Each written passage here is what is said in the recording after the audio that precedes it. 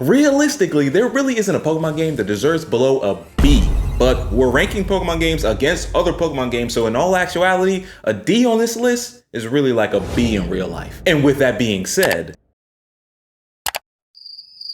just so we can set the tone, I am finna do the main games only. So if you want me to do a side games tier list, you know, with Pokepark, Pokemon Go, Pokemon Rumble, all those side games, let me know. Cause trust me, I played all them too. For this tier list, a D tier really just means that the Pokemon community has mixed feelings about this game, but they will go to war for anyone talking shit about it outside of the Pokemon community. A C tier game is like, you know, it's been a while since I thought about this one. A B tier is a great game, but it could be better by Pokemon standards. A tier means I could replay this over and over and over and over and over again. But the S tier category, I am only reserving for the Pokemon titles that I could give to anyone, Pokemon fan or not, and they'll love this game. Just hang it in the loop. Hey, what's up, y'all? Welcome to the Bread Show, you know what I'm saying? Where I give my anime, Pokemon, gaming opinions, all the like. Hit that subscribe button and hit the like button because it really helps the channel a lot. Also, another thing, I know y'all finna be mad about some of the things I have to say. Y'all probably mad at the opening already. But if y'all mad, I wanna hear about it. Comment down below your feelings because everybody's bound to have different feelings. Like, come on now. By the way, just a little side note, I have hopped in on other people's tier list streams about other things like cartoons and anime.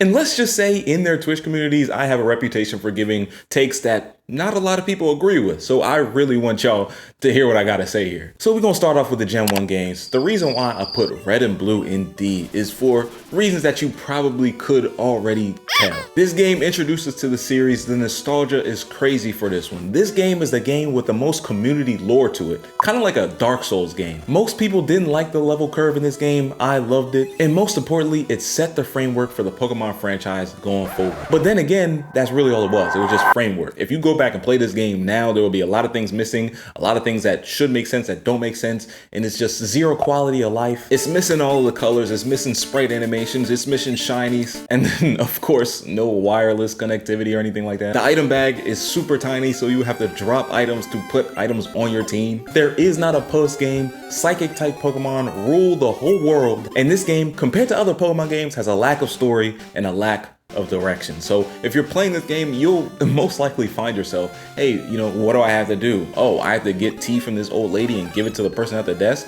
Like, that's not exactly common knowledge. Now, for the rest of this tier list going on, including this game, necessarily being old isn't a drawback because necessarily age isn't a negative thing. All of that considered, I would give Pokemon Yellow a C because it added more interesting content. You could get all 3 starters.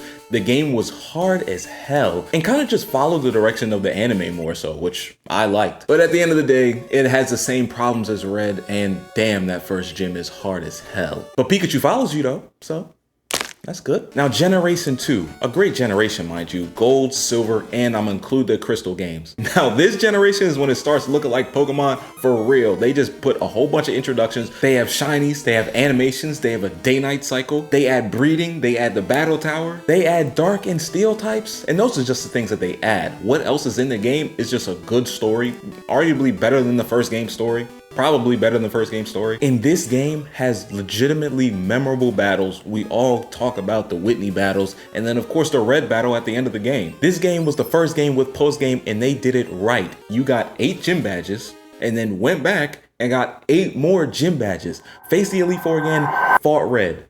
Like, come on now, y'all. And they didn't need to add a whole bunch of legendaries to make the post game interesting. The cons, if we're talking about the canonical start to the canonical end without the post game, yeah, the leveling system, the level curve is, gyms 5 through 8 is really a blur. Having a team full of level 50 Pokemon will get you through the main game easily. It will get you to the end screen very easily. Oh, you spend all that time in the game corner to get a Dratini, to eventually have a Dragonite? Yeah, you probably won't even need to beat the game with the Dragonite. Espeon and Umbreon were top tier. Post game might be the greatest of all time. Gold and Silver and Crystal is an A tier game. Now here we are moving into what I call the golden era of Pokemon, where in the next few generations, we just consistent heat. And I mean no misses. Not all of them are S, not all of them are A, but no misses. Fire Red and Leaf Green perfectly remade the originals. They added those quality of life bonuses and then added art and music that was timeless. And then on top of that, added some really good post game that the original game needed. The Sevi Islands, they added Wi-Fi controls. And then most importantly, they added new Pokemon to the old games. with the national decks. In my opinion, it is like the model Pokemon game to play. It's like the base Pokemon game to play. And when I think about the cons, there's none really. The only con that I could think of is, okay, the story's not original. It's not an original game, but that's not really a knock for a Pokemon game. Which seems really hypocritical with what I'm about to say, but Fire Red and Leaf Green for me, even though it's the game I played the most, I'd give it an A. Yes, it's a great game. Yes, it's an amazing game, but we are reserving that S tier for really top tier games. And I would just say that Fire Red and Leaf Green just didn't take enough chances to be in that S tier, top tier, separated from everybody else tier. Ruby, Sapphire, and Emerald though, they took a lot of chances, wiped 90% of all of the old Pokedex Pokemon, and added in a whole bunch of new Pokemon, which was a huge chance. But they added in a whole bunch of Pokemon that was like, oh, I can't choose enough to be on my team. Aggron, Salamence, Loudred, Wailord, Camerupt, Sharpedo, etc. The story was pretty good. It's not the best in Pokemon, and there are some holes in it for sure, but it's pretty good. They packed this game with legendaries, and at the end, they loaded it with something that really motivates you to finish the game, which is the Battle Frontier. So Gen 2 was not the only generation that introduced a whole bunch of stuff. They introduced the Battle Frontier, and then probably more importantly, they introduced double battles, which started its own community, online community thing. VGC player stand up. There are some cons to this game. It's not perfect. If you really love the Gen 1 and Gen 2 Pokemon, you're gonna have to do a lot of work to get them on this team. But that's only a con if you really think about it, because there were just too many good Pokemon to pass up. There's not enough slots on your team to have good Pokemon in this game. A con I would say is that Rayquaza is a cheat code in Emerald. He kind of undermines grinding and leveling. They give you level 70 Rayquaza at the end of the game on Emerald. And I hate to bring back the old meme, but there is a lot of water HMs in this game. This game puts you in a weird position where you need a water Pokemon to traverse, but then if you do get a water Pokemon, you don't have a lot of choices with his moveset. Also, this might be a personal opinion, but I think it's safe to say that this Elite Four group is not the champion, but the Elite Four group is one of the worst in Pokemon games, which is saying a lot because they're usually all really good, and this one's pretty good, but this is one of the bottom tier ones. There are a few cons, but the pros outweigh them so much. But all in all, Ruby, Sapphire, and Emerald is an S tier Pokemon game. Now, ladies and gentlemen, make some room. We are stepping into the realm of Gen 4, my personal favorite. Diamond, Pearl, and Platinum have so many pluses. I'd say this game has the best Pokemon music in all of the games. These games are difficult. The rival battles are present. Maybe the most memorable and the best champion in Pokemon games. And the games are really timeless. There are mythical and legendary Pokemon galore. The Gen 4 games had their own version of the Battle Frontier, and they also introduced Pokemon's first ever,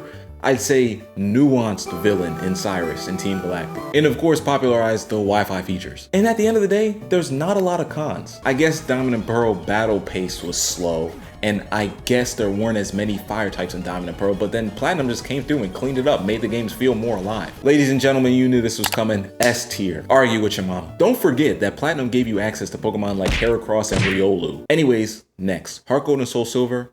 I put this in S tier already. You guys know where it's at. I believe that these are the greatest Pokemon games ever. And that's not even really based on nostalgia. I played Heart Gold and Soul Silver a lot after the fact because I only had Diamond and Pearl and Platinum. But then after playing all Pokemon games, knowing what Pokemon is, knowing everything about Pokemon, Heart Gold and Soul Silver is just probably the best Pokemon games. Plus, your Pokemon follow you. The only con is the level curve, but it's the same level curve that's in the originals. They improved on the originals in every way possible while letting go of most of the cons, if not all of them. Gen 5 comes along, and I still believe we are in the golden era of Pokemon because Black and White comes out, and for the first time, really, the story of a Pokemon game gets really deep. And these games just take the DS to its limits. Great story. Each character has great depth. They have a whole bunch of memorable characters. Bianca is memorable, N is memorable, Ghetsis is memorable. They have memorable locations like the cities and the bridges and all this other stuff.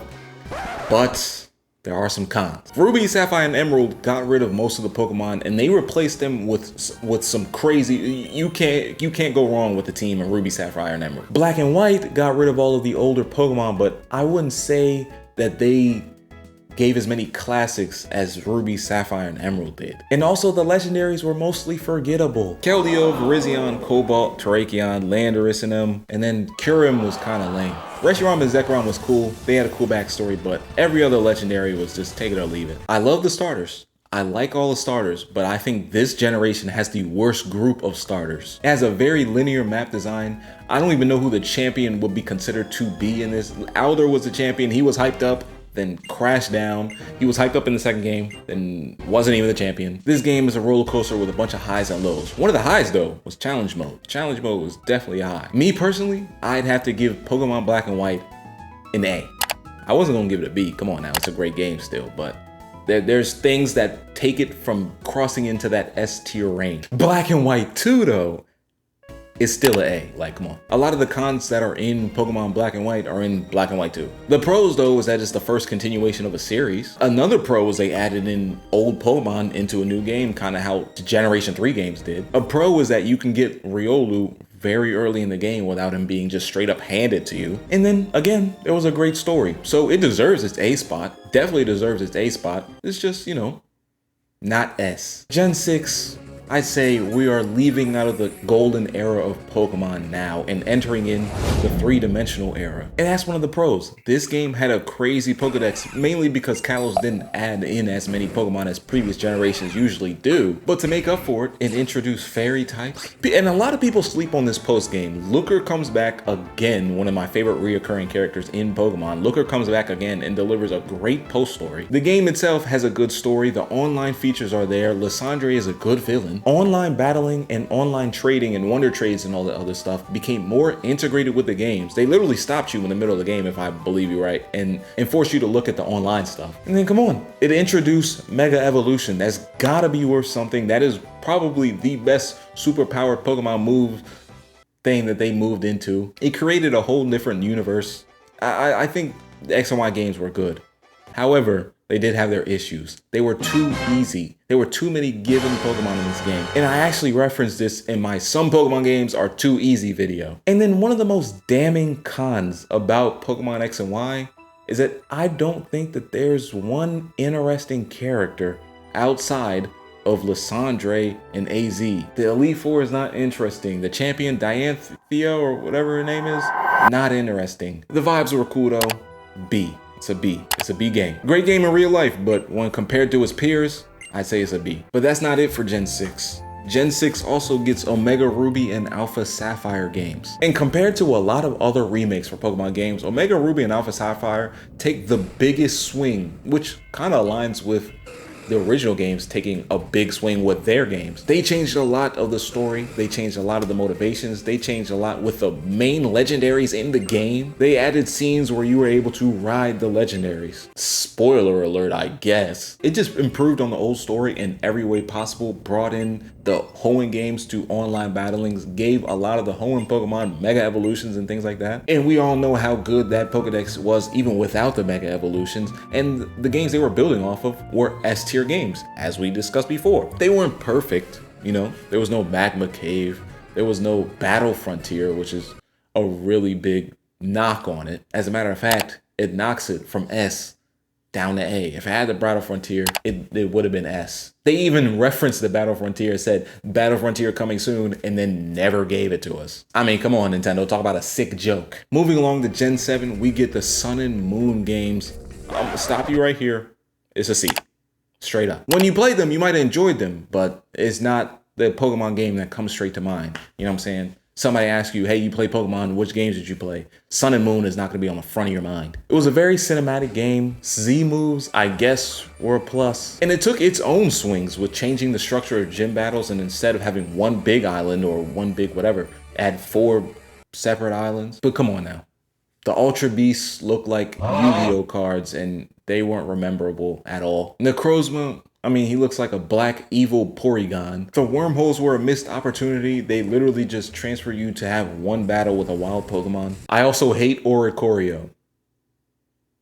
That doesn't count against it in this list, but I figured that this would be a good time to say that. And then this game had a lot of hand holding. It was very slow paced, which the cinematic parts don't exactly help. So yeah, overall, I give it a C. The remakes, I give them a D because they did not take a swing at all. They added in some really good post-game, really good callbacks to other games, but I can't give you points for calling back to other good games. It just, the remakes just didn't add enough. And they came so soon after the game released. I just don't think that remakes were needed. If you didn't play Sun and Moon, then yeah, go ahead. Spend the $40 to get Ultra Sun and Moon, but if you did play it, there was no point in getting those remakes. So the remakes get a D, but with Gen 8, they go straight to the Switch. We got Pokemon on the home console, baby. And they come out with Sword and Shield. Now, these games were negatively viewed in the public eye for like things that never mattered in Pokemon games anyways. And now after years go by, 5 years exactly, we can look back, notice things we've seen and liked about them with a more sober mind. They had a kind of open world system, semi-open world system with a wild area.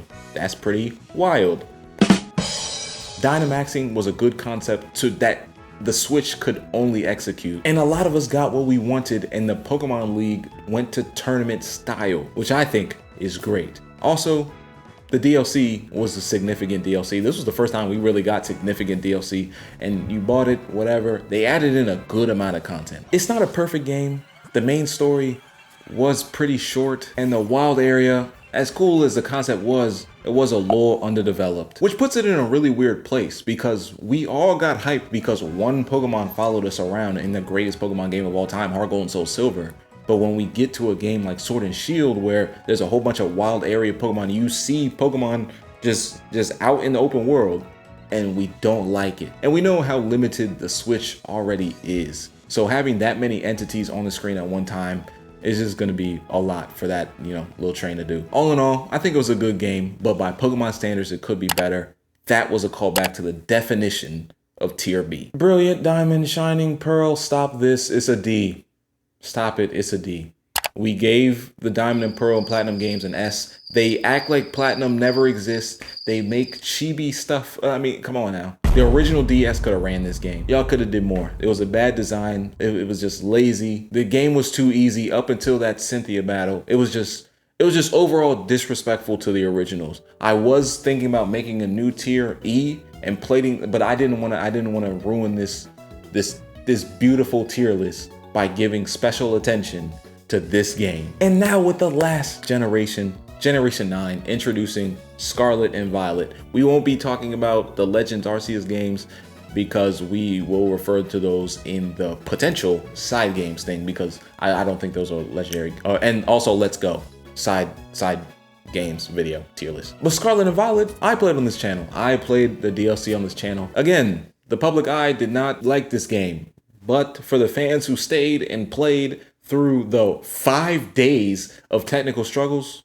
we enjoyed a good game. This Pokemon game took a huge swing. It was open world and you could take the gyms in any order you want. And that was never the structure of a Pokemon game, taking gyms in any order you want, but it was in Scarlet and Violet. They, in a weird way, gave you the legendary Pokemon in the beginning of the game and also gave you an option on what you wanted to do. You didn't have to take the gym challenge if you didn't want to. There was a chef thing and then the school bully thing. So there was 3 main storylines going on at one time. And terrestrializing was probably the first great Mega Evolution style type of thing since Mega Evolution. It added strategy to the online games. For example, Garchomp is 4 times weak to ice. So if you just give him the ice terrestrialization, you kind of get rid of that. So that when your Pokemon switches to an ice type to face your Garchomp, you have a counter for that. And then as buggy as it was, there was 4-player co-op and then that one weird thing in the DLC where you could take over the body of a Pokemon. The cons are obvious with this game. The cons are up front. 2 cons. Performance and lacks polish. But with those 2 cons, if you go into the game stinking that, then you will just get a good experience. Yes, you're gonna see clips online of crazy things happening with the player models and everything, but not a lot of times does it actually get in the way of your playing experience. So I give this game a B. And with that brings to the end the Pokemon tier list. I hope you guys enjoyed. Welcome to the Bread Chat. If you like these videos, then you're going to like all my other videos. You're also probably gonna like the streams. I stream a whole bunch of Pokemon stuff, Pixelmon stuff, non-Pokemon stuff, Yu-Gi-Oh! Scary stuff. I do a whole bunch of stuff, you know what I'm saying? So everybody hopping into the streams, I see y'all. Thank you. You're very appreciated. Thank you for hopping in the streams. And yeah, like the video, It really helps the channel out a lot. Subscribe to the boy, you know what I'm saying? We growing, we growing, we growing. Thank y'all for that. Thank y'all to everybody who's watching. And yeah, spread love, give inspiration in all you do, and peace out. Welcome to the Show. Take 2.